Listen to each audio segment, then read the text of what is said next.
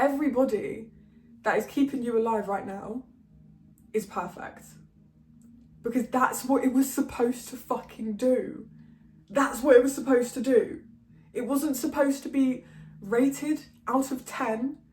It was supposed to keep you alive because you're worth keeping alive. That's the whole thing. That's what your body's there for. It's not it's not because you're supposed to be a model. Maybe you really enjoy that, great. But that's not the purpose of you and your body and your life. To be gawped over, objectified and rated. Your body exists to keep you alive so you can explore the amazing world that we live in for the limited amount of time that we're going to be here, and then it will be gone. Hello.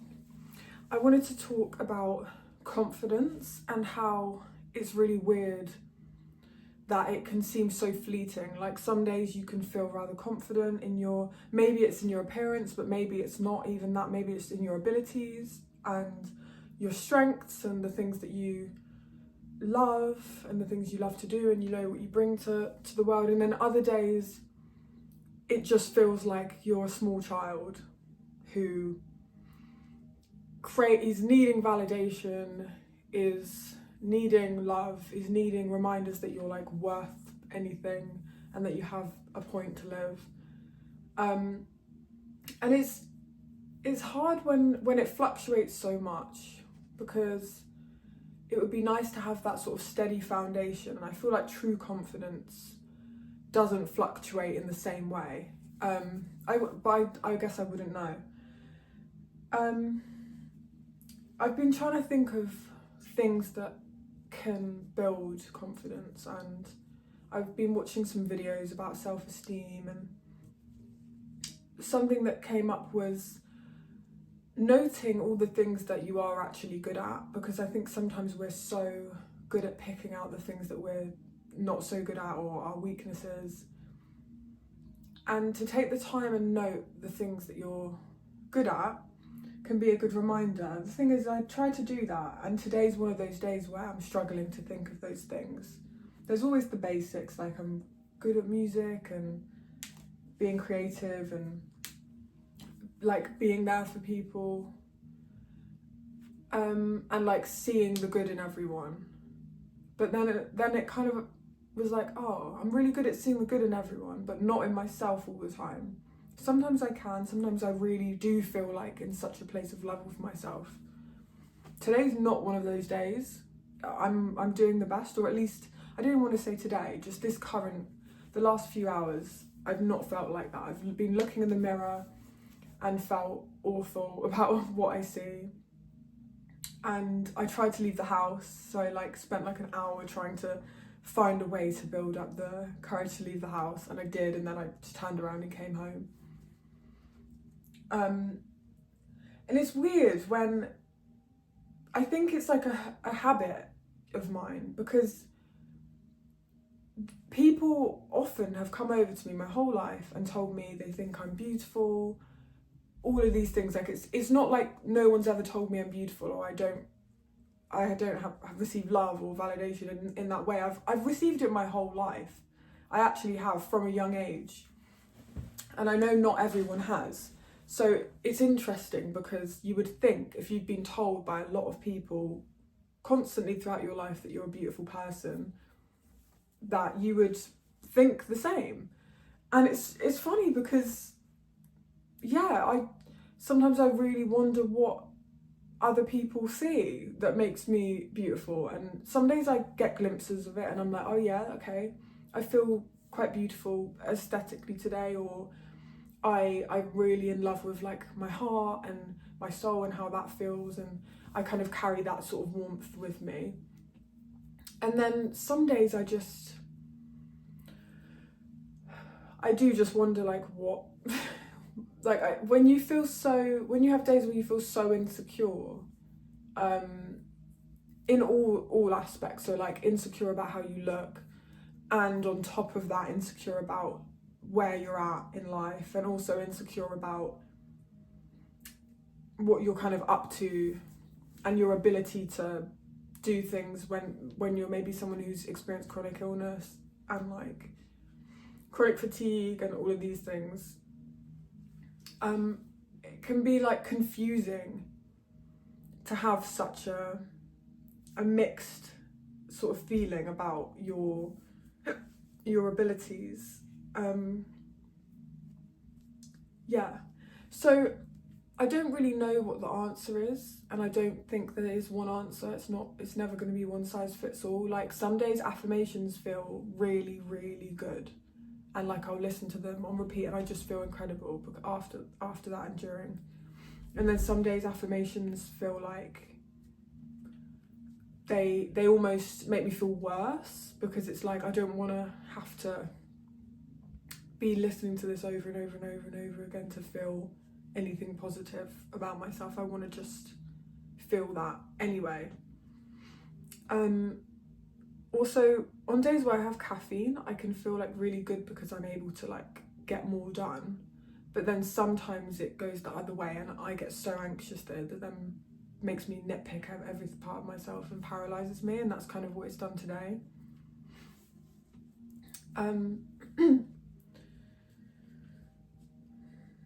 Yeah, it's interesting because confidence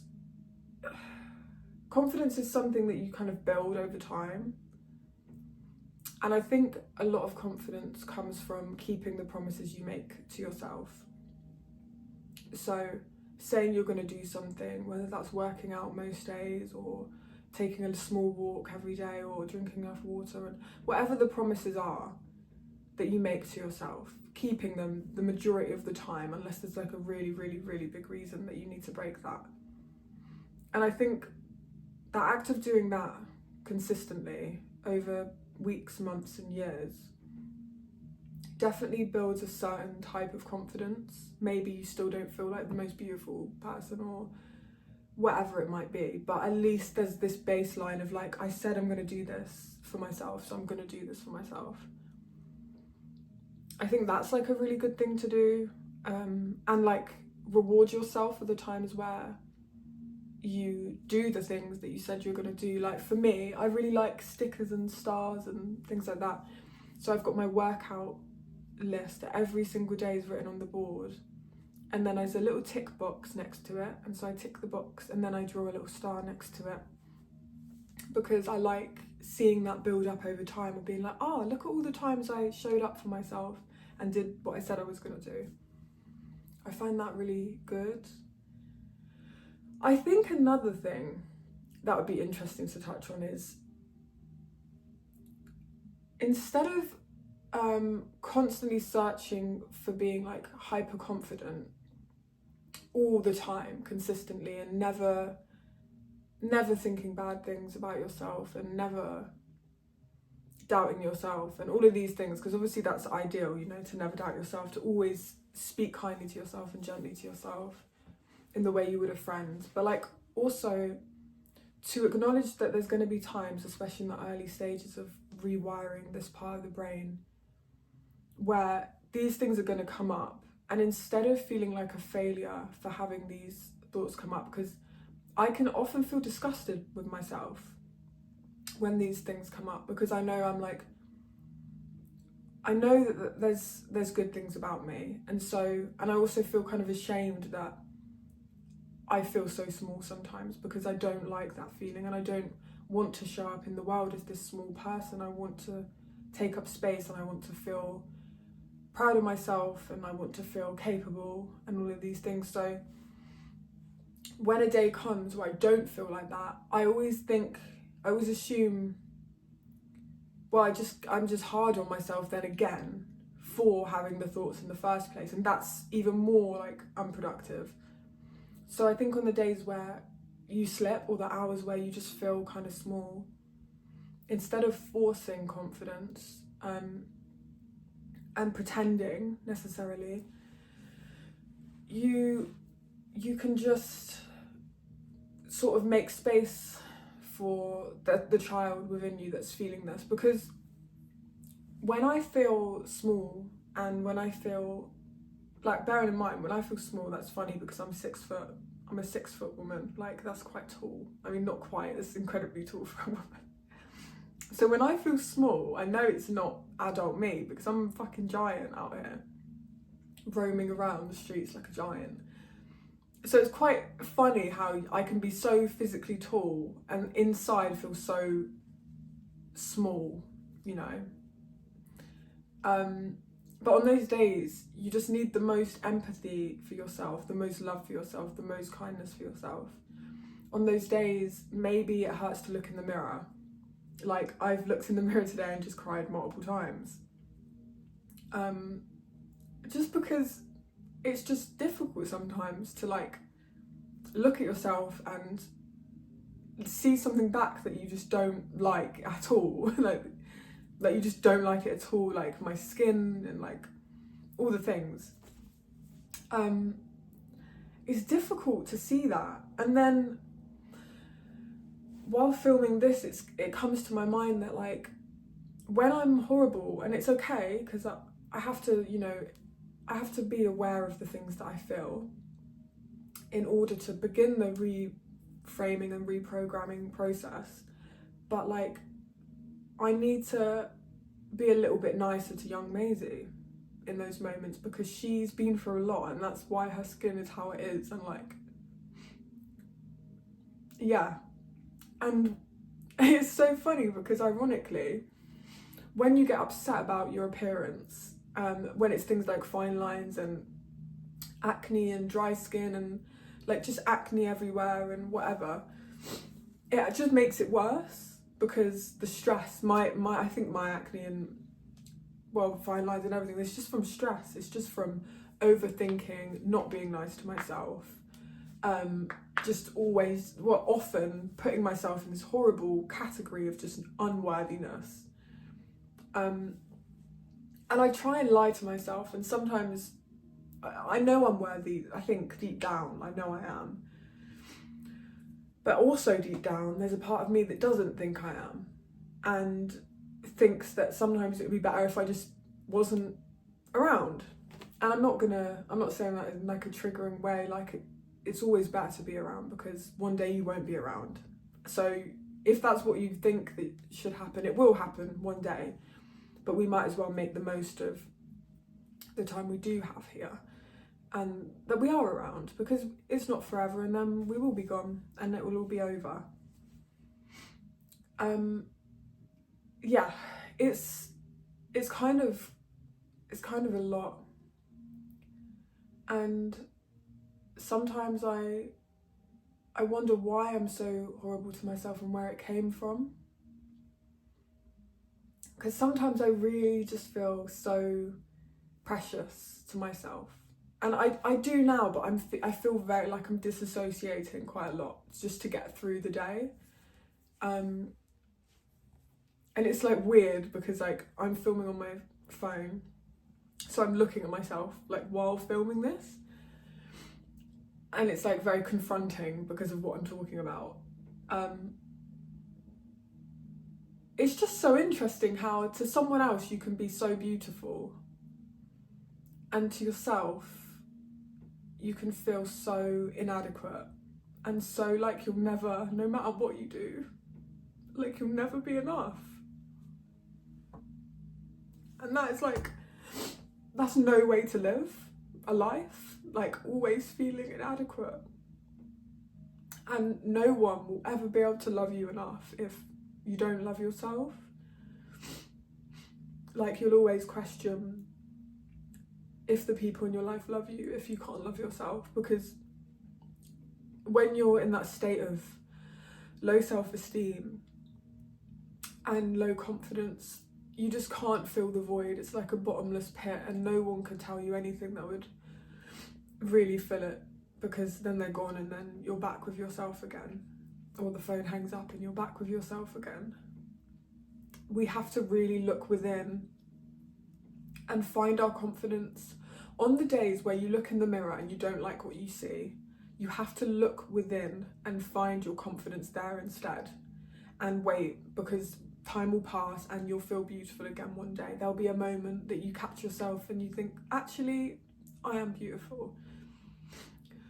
in a world where appearance is pedestalized, and it's how we're rated numerically, especially as women, you know, out of 10, which is just so lovely, isn't it? Just wondering what you rate and thinking, oh, if only this part of me would be different, then I would be better. And this all comes from such a place of such low self-esteem and internalized misogyny. Because if you look at yourself, if we look at ourselves as objects, like the world has trained us to, you know, like we have to be perfect from head to toe, we have to be ready, men are rating us out of 10, oh my goodness, like I need my teeth to be perfect, I need no wrinkles even at the age of 50, I need my boobs to be all perky and the perfect size, but not too big but not too small, my bum has to be big but my waist has to be like this, my feet have to look pristine all the time. Like, what the fuck? Like we didn't evolve from fucking some little plankton in the sea. Like, what are we doing here? This is ridiculous. Like, we've been blessed so tremendously to be here on this planet for this short amount of time, to explore, to learn, to love, to connect, to produce art, to create, to make love, to kiss, to dance, to sing, to discover everything that we thought we were, and then let it all fall away to realise who we really are, which is a process of removing everything we're not, to eventually get back to the soul spark of who we are and what we are and who we are as a collective, because we are all one. And the media and people who are very aware of the reality of what goes on this planet, and the people who know what it's about, I think a lot of the most wealthy, most control people with the most amount of control in the world are actually probably have a lot of spiritual knowledge, and maybe they wouldn't call it that, but I think they understand a lot more than the general public when it comes to the mind, the soul, the body, how everything is really, everything outside of that is really a game, a show, an act, a veil, you know, how everything in the 3D is just a show. It's not the reality, it's not the truth. And a lot of the time our insecurities have been manufactured. They're not something that's innate within us. They're not something that, sometimes they're not even something that we even really necessarily believe, but they've been manufactured and planted in us, I believe. These insecurities, these inadequacies, these doubts, this low self-esteem, low self-worth, low self-confidence, it gets planted in us like little chips, like little microchips, and it gets planted in us until we're full of these things.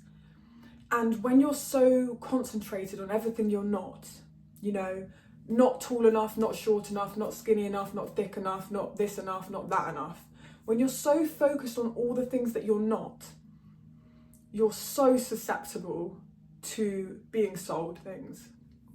You're so susceptible to becoming disconnected with the people in the world around you.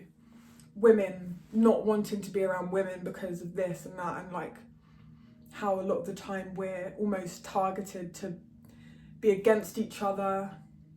When women come together in a real connection, not in some superficial connection, when women come together and see each other's souls, and there's not that element of competition, there's not that element of jealousy and judgment and just awful behaviour, crazy shit happens, crazy healing happens, crazy growth happens for the whole community. Because when women heal, I believe even if I heal myself, I think it heals people that I will never meet, people that will never know who I am. And I believe the same goes for other women that heal. And when you heal together, it just supercharges that. I think as women, we've been robbed of friendship a lot of the time. I feel like I've been kind of robbed of friendship a little bit, because we all get so in our heads and we just forget a lot of the time to see how important that is to have women around you.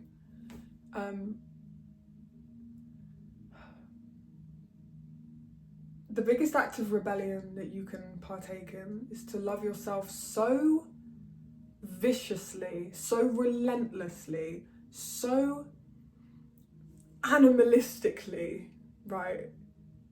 Just wildly love yourself. Everything. The parts of you, find a way to look at the part of you that you're the most ashamed of and romanticize it.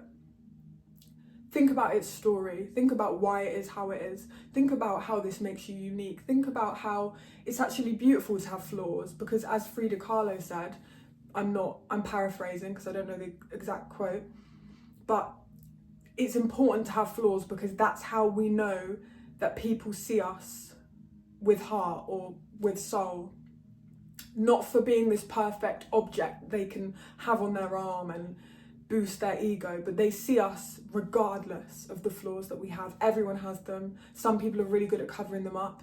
Some people really naturally fit the current beauty fucking trend or whatever's currently trendy when it comes to your body. Great, good for them, ride that wave. It's going to change, it always changes, it ebbs and flows. Different parts of the world have different beauty norms that are celebrated more. In some parts of the world, my body type would be the most desirable. In others, the short, thick, curvy girl, that's the most desirable. That's what I feel like is currently happening in the Western world anyway. So I don't fit into that box. I have a runway model figure. I don't fit into what is currently desired by the masses. It's just how it is. But there's parts of the world where I am, and I would be highly, highly, highly desired. And the same goes for you. There's a part of the world where how you look, no matter how you look, is the ideal. There's a part of the world, and I know that it's hard when you don't live in that part of the world, because it, all you see in the media and like your friends are sharing and everything, whatever, is people that don't look like you being celebrated. And that can feel really heavy, because it can make you question your value and your worth. But the thing is, if you don't feel celebrated, you need to be the one to relentlessly celebrate yourself. And you need to love yourself so fucking much more. Extra love. Because don't be horrible to that little kid inside of you. No, we don't do that. We're not horrible to that little kid inside of us. They need love. And we can love them better than anyone else can love them. And it's actually our responsibility to reparent ourselves. It's not your parents, it's not your partners, it's not your friends, it's not your siblings, it's not whoever. It's our responsibility as adults to reparent ourselves and give that little child the love that they need. And it's hard when you feel like you're acting out of that place of being that child. And it's okay if you can't do it in that very instant, but when you've calmed down and when you feel a little bit more balanced, you can hold them. And even if you're still crying, you can hold them. You can hold yourself. Like, you can, if it's possible, just go to bed. A hot water bottle I find really beneficial, a cup of tea, or like your favourite treat, But it's, I don't like to be dramatic, but there is a warfare going on our bodies and our femininity. And this wasn't supposed to just be about women. This is about everyone.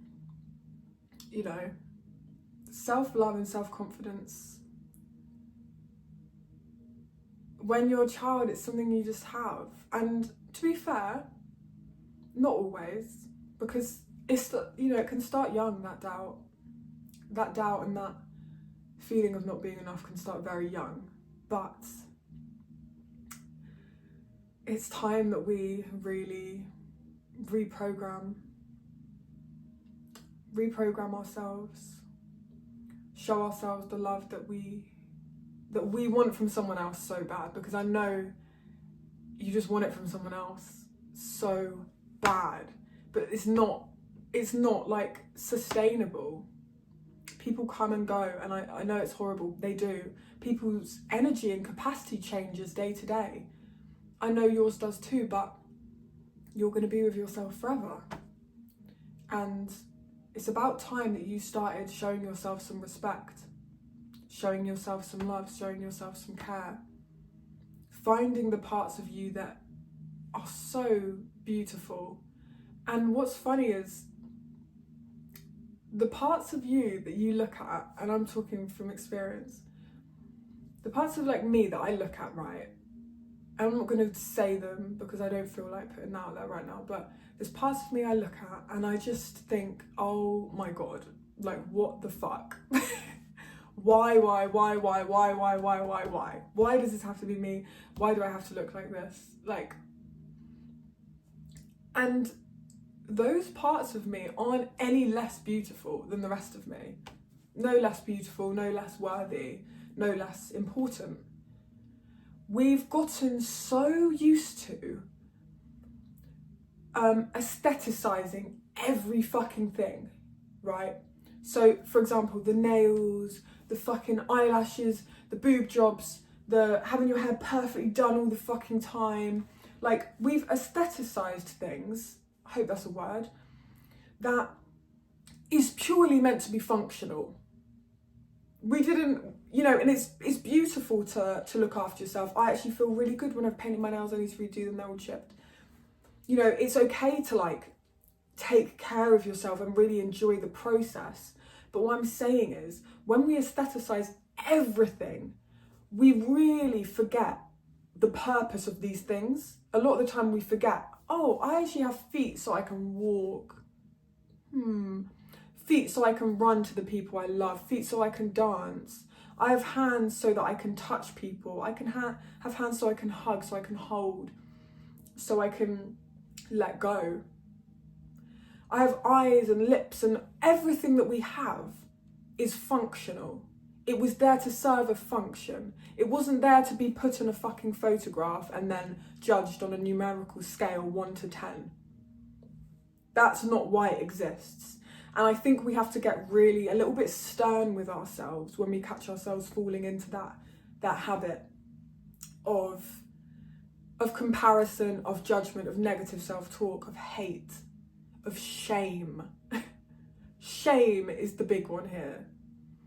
It's the lowest vibration you can be at. Shame is the lowest of the low. And it's so funny when you're someone who's quite, very aware of a lot of the things that you need to do to be vibrating higher, and you've felt that a lot. You've been there. But then to go from such extremes, such the deepest shame about your body and about you and about your insecurities, and then to be up here again, it's very strange to have such a range where you sit on that scale. Enlightenment being the highest, shame being the lowest. It's very odd to be aware of all of the in-between stages. And no, I haven't reached enlightenment, but it's just interesting to me. And I really would love us as people to just get back to how amazing it is that we've got these functional bodies, and some of us have parts that don't work as well as others, and that's okay. Everyone's got their strengths and weaknesses in that way too. It's part of what makes us like a beautiful mosaic. Do you know what I mean? Like, imagine if everyone was just the same and we all had the quote unquote perfect whatever we deem in our head as perfect. Because bearing in mind, what you deem as being the perfect body, someone else doesn't necessarily. Like, some people will be like, obviously, yeah, this. Then there'll be other people that'll be like, no, this. What are you good? Then someone else will be like, are you taking the piss? No, this is the one. There's no one perfect body. I would even go as far to say is every body that is keeping you alive right now is perfect. Because that's what it was supposed to fucking do. That's what it was supposed to do. It wasn't supposed to be rated out of 10. It was supposed to keep you alive because you're worth keeping alive. That's the whole thing. That's what your body's there for. It's not to it's not because you're supposed to be a model. Maybe you really enjoy that, great, but that's not the purpose of you and your body and your life, to be gawped over, objectified and rated. Your body exists to keep you alive so you can explore the amazing world that we live in for the limited amount of time that we're going to be here, and then it will be gone. So I really hope you find it in you to say something nice to yourself about any part of your body today. Thank it for functioning without you even needing to do anything, like breathing and whatever. And have a really good rest of your week. Lots of love.